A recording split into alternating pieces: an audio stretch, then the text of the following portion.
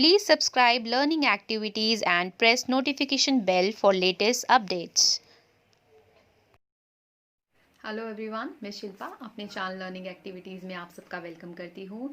सबसे पहले तो मैं आप सबको कंग्रेचुलेट करना चाहूँगी कि भाई हमें जो है सबसे पहली वैक्सीन जो है वो मिल गई है। सो अब थोड़ा सा हम कम वरीड होंगे कि भाई वैक्सीन नहीं आई और ये करो वो करो। करना तो भाई अभी भी है हमको, जो हम करते आ रहे हैं, मास्क लगा रहे हैं, सैनिटाइज कर रहे हैं अपने हैंड्स को या हैंड को वॉश कर रहे हैं, वेजिटेबल्स वॉश कर रहे हैं। बट स्टिल ये बहुत ही ज़्यादा हैप्पी न्यूज़ है कि फाइनली हमें न्यू ईयर पे एक बहुत ही अच्छा तोहफा मिल गया पीएमजी की तरफ से।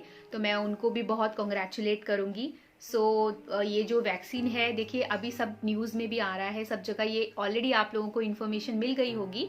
मगर जिनको अभी ये इन्फॉर्मेशन नहीं मिली है तो वो स्पेसिफिकली मैंने ये वीडियो उन्हीं पेरेंट्स के लिए बनाई है जो बहुत वरीड हैं अपने बच्चों को भाई कहीं खेलने नहीं भेज रहे, कहीं कैसे जाएं। हम भी, मैं खुद इतनी वरीड हूँ, पार्क भेजेंगे वहाँ प्रॉब्लम है, कहीं भेजेंगे बच्चे कहीं भी हैंड टच कर लेते हैं, किसी भी चीज़ को बच्चे टच कर लेते हैं चीज़ों को। सो अब थोड़ा सा हम लोगों को एक राहत की सांस मिल गई है कि हम लोगों ने कोरोना के विरुद्ध एक जो जीत है वो अभी हासिल कर ली है कुछ परसेंट तक। तो ये जो वैक्सीन है इसकी मैं थोड़ी सी आप लोगों को इन्फॉर्मेशन देना चाह रही हूँ।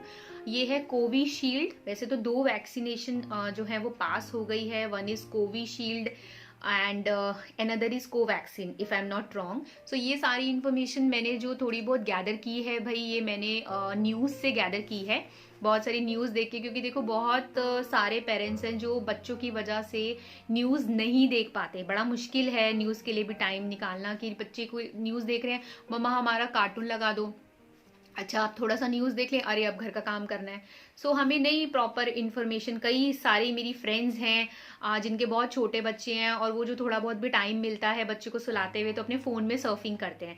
सो मेरी उनसे रिक्वेस्ट है कि मेरी ये वीडियो ज़रूर देखें, उससे थोड़ा सा जो है तसल्ली मिलेगी कि आने वाले टाइम में सबको वैक्सीनेशन लग जाएगा। हालांकि अभी ये बच्चों के लिए वैक्सीनेशन नहीं है और बच्चों को अभी इतना ज़्यादा कोरोना से प्रॉब्लम भी नहीं है, बहुत ऐसे पेशेंट नहीं आए हैं जो बच्चे हों। सो ये थोड़ी सी इन्फॉर्मेशन मैं आप लोगों के साथ शेयर करना चाह रही थी जो मेरे को मैंने जो गैदर की है। सो ये जो कोविशील्ड है ये पुणे में बनी है। ऑक्सफोर्ड एस्ट्रेजेनेका की कंपनी है ये, जो कि पुणे की कंपनी है, जो कि कोविशील्ड को बना रही है और सीरम इंस्टीट्यूट ऑफ इंडिया इसे तैयार कर रहे हैं। सो ये तो कोविशील्ड की इंफॉर्मेशन है। और एक और वैक्सीनेशन भी आपातकाल के लिए, इमरजेंसी के लिए गवर्नमेंट ने अप्रूव कर दिया है, दैट इज अ कोवैक्सीन। एक व्यक्ति को 2 डोजेस दी जाएंगी। एक डोज जो है वो जैसे अभी दे दी और बाकी दूसरे डोज में 2 से 3 महीने का डिफरेंस रहेगा। और जो तैयार की गई है उसमें 10 डोजेज हैं जिनसे जो एक बॉटल से 10 डोजेस दी जा सकती हैं। सो फाइनली हम लोग कह सकते हैं कि कोरोना की महामारी को हमने हरा दिया है। और जितने भी साइंटिस्ट हैं हम लोगों को सीरियसली उनका बहुत ज़्यादा थैंकफुल होना चाहिए जिन्होंने ये मेडिसिन बनाई है। अभी भी बहुत सारे लोग हैं जो इसे लेने के लिए तैयार नहीं है, अरे कौन लेगा, इसके तो बहुत सारे साइड इफेक्ट्स हैं। मगर मैं ये आप लोगों को बता दूं कि जितने भी हमारे हेल्थ वर्कर्स हैं उनको अभी 1 करोड़ तक लोगों को ये वैक्सीनेशन दिया जाएगा। देन 2 करोड़ जितने भी हमारे फ्रंट लाइन वर्कर्स हैं उनको दिया जाएगा। उसके बाद एक लिस्ट तैयार की गई है जो अप्रॉक्स 27 करोड़ जो हैं वो हमारे जितने भी बुजुर्ग हैं उनको सबसे पहले ये मेडिसिन जो है वो वैक्सीनेशन जो है ये दी जाएगी। तो ये बहुत खुशी की खबर है क्योंकि हम बड़े परेशान होते हैं कि हमारे जो बुजुर्ग हैं, घर में एक ही काम करने वाले हैं, उनको ये टेंशन रहती है कि भाई घर में बुजुर्ग हैं, उनका ध्यान कैसे रखा जाए, उनको कुछ हो गया, परेशानी हुई और ऐसे में हॉस्पिटल चले गए तो बहुत टेंशन वाली बात है। तो उनके लिए भी ये बहुत जो है हैप्पी न्यूज़ है जो न्यू ईयर में आई है। बिकॉज लास्ट ईयर हम लोगों का कैसे बीता है वो वही जान सकते हैं जिनके ऊपर ये एक्चुअल में बीती है, किस तरीके से उन लोगों ने पेन को टॉलरेट किया है। तो उनके लिए तो ऑब्वियसली ये बहुत ही ज़्यादा गुड न्यूज़ होगी। सो इस तरीके की इन्फॉर्मेशन है जो भी मैंने गैदर की है वो न्यूज़ चैनल से। और जो कोवैक्सीन के बारे में मैं आपको बता रही थी वो बायोटेक की एक कंपनी है जिनको मंजूरी दी गई है इमरजेंसी यूज़ के लिए।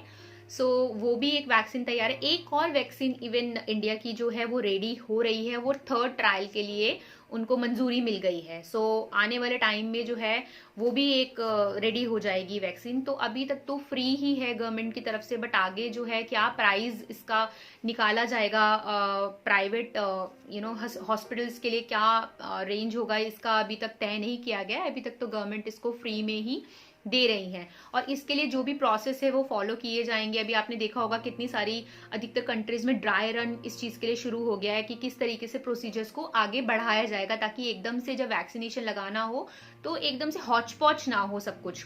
तो ड्राई रन में कैसे स्टेप बाय स्टेप एक ऑफिसर होगा जो डॉक्यूमेंट्स लेगा, डॉक्यूमेंट चेक किए जाएंगे और कि आप भारत के हैं या नहीं हैं।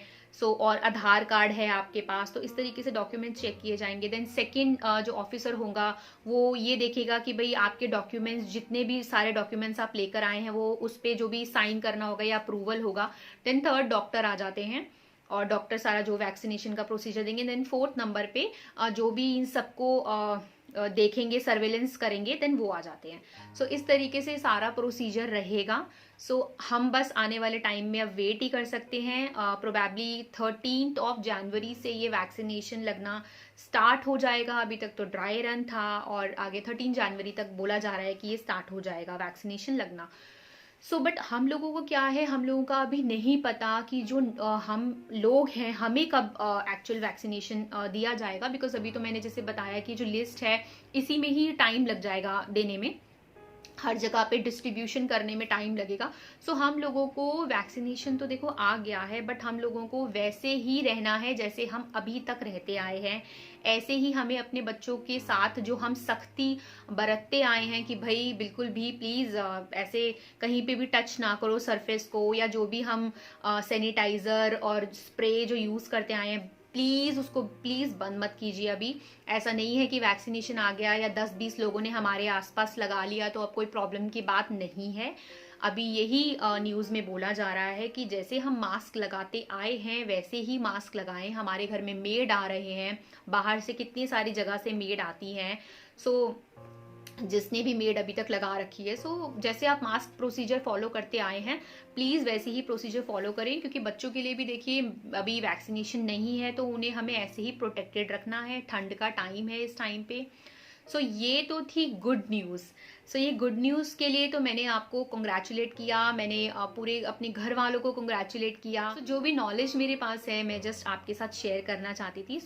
It is a very good news कि हम लोगों को वैक्सीनेशन मिलेगा।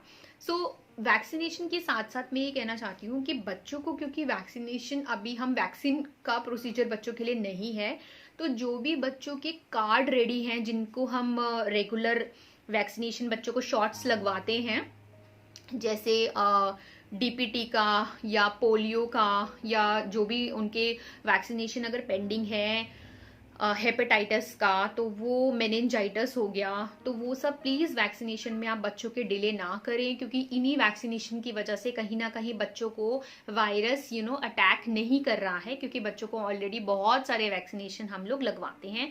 प्लीज इसमें डिले नहीं करें, क्योंकि जितना डिले होगा उतना ही ज्यादा बच्चों में, अभी विंटर सीजन चल रहा है, फिर जुकाम हो जाएगा, खांसी हो जाएगी, तो फिर वैक्सीनेशन वैसे ही लगना नहीं है। प्लीज बच्चों के जो कार्ड रेडी हो रखे हैं आप उसमें बिल्कुल डिले नहीं करें। मेरे भी बेटे का जो पेंडिंग वैक्सीनेशन था वो मैं ऑलरेडी लगवा चुकी हूँ, अब सिर्फ उसको 8 इयर्स में वैक्सीनेशन सीधा लगेगा। प्लीज उसमें बिल्कुल भी डिले नहीं करें। ये तो थी गुड न्यूज। अब एक न्यूज जो 2-3 दिन से कहर और कोहराम मचा रही है, that is a bird flu. ये जो बर्ड फ्लू फैला है ये बहुत सारी सिटीज में बहुत बुरी तरीके से अटैक कर चुका है। मध्य प्रदेश, केरला, राजस्थान, गुजरात, जहाँ तक मैंने ये इन्फॉर्मेशन सुनी है।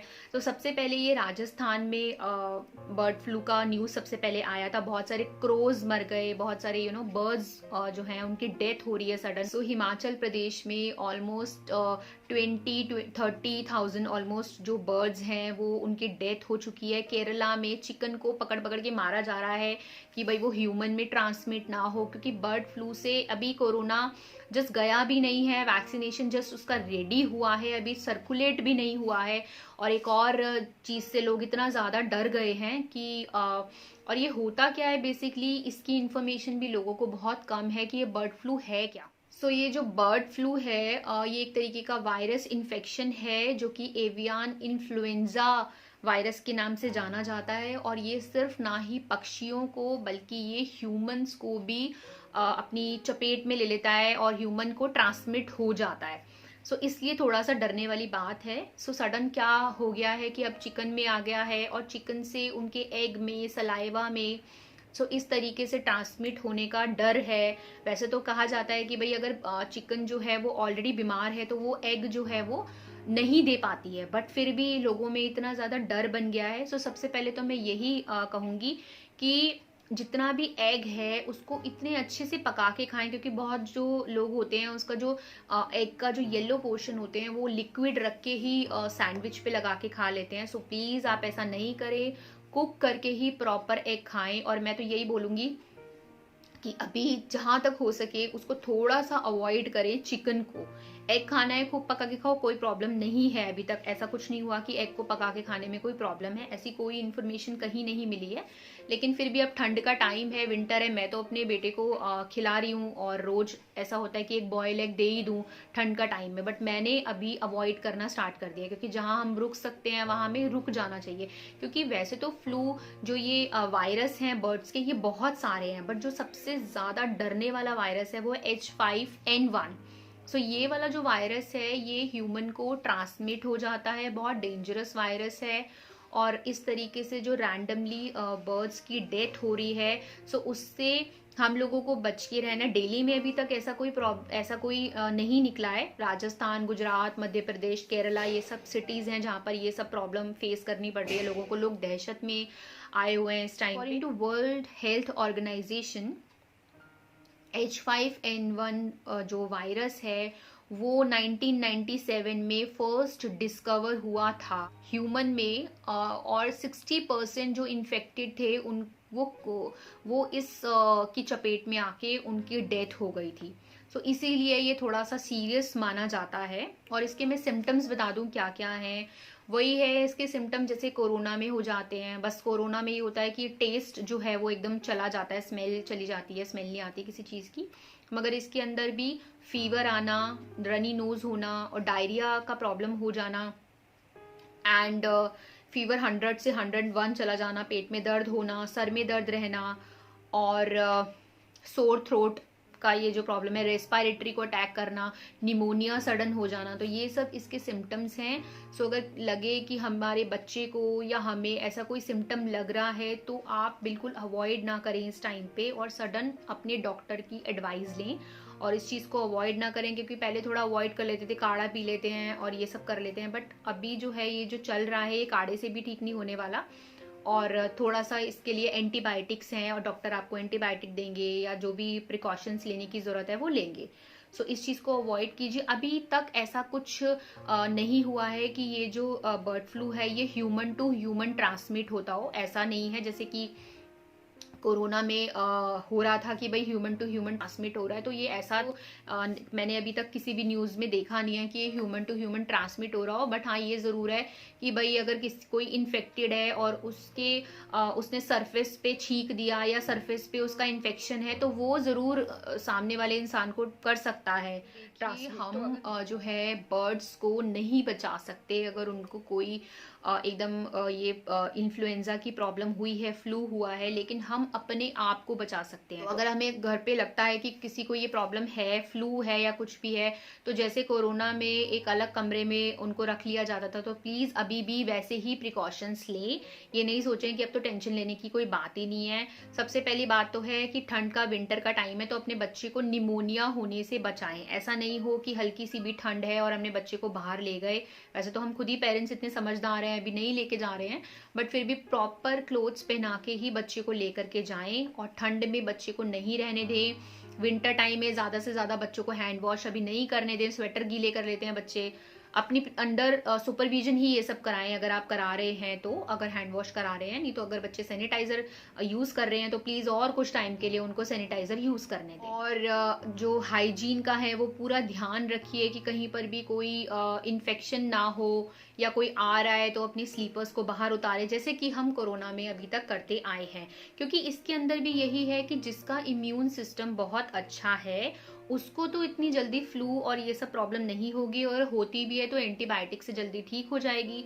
तो इम्यून सिस्टम हम अपना कैसे स्ट्रॉन्ग कर रहे थे अभी तक, तुलसी वाटर पी के, या इम्यून सिस्टम के लिए काढ़ा पी के, काढ़े के अंदर मेथी और जो भी ये हमारे आयुर्वेदिक चीज़ें होती हैं वो सब डाल के, किसी के घर में गिलोय है तो गिलोय की डंडी, नहीं तो मार्केट में गिलोय रेडीमेड मिल जाता है, तो इन सब से हम अपनी इम्यून सिस्टम को अच्छा कर सकते हैं। विंटर टाइम में ये सब डाइजेस्ट भी हो जाएगा। तो जैसे हम अपने इम्यून सिस्टम को अभी तक स्ट्रॉन्ग करते आए हैं, आगे भी कुछ मंथ्स तक और स्ट्रॉन्ग करते रहें, बिकॉज अब ये दो बीमारियां साथ में आ गई हैं, फ्लू भी और ये जो पेंडेमिक, ये जो कोरोना वायरस है वो भी। तो ये वायरस भी अभी कहीं गया नहीं है। सो ये दोनों का ही अब हमको एहतियात बरतना है, और डबल हम लोगों को मेहनत करनी पड़ेगी। वेजिटेबल्स आए तो उनको प्रॉपरली वॉश करके हाइजीन का पूरा ध्यान रखकर ही चल। जो ये इन्फेक्शन है ये लंग्स को, ये जो मैं एवियन इन्फ्लुएंजा H5N1 की बात कर रही हूँ, ये जो इन्फेक्शन है ये लंग्स, थ्रोट और इन रिस्पायरेटरी को ही अटैक करता है। जो बच्चे हैं अंडर 5 या 65 प्लस के हैं उनको ये जल्दी पकड़ लेता है, क्योंकि उस टाइम पे इतना इम्यून सिस्टम डेवलप नहीं हुआ होता है।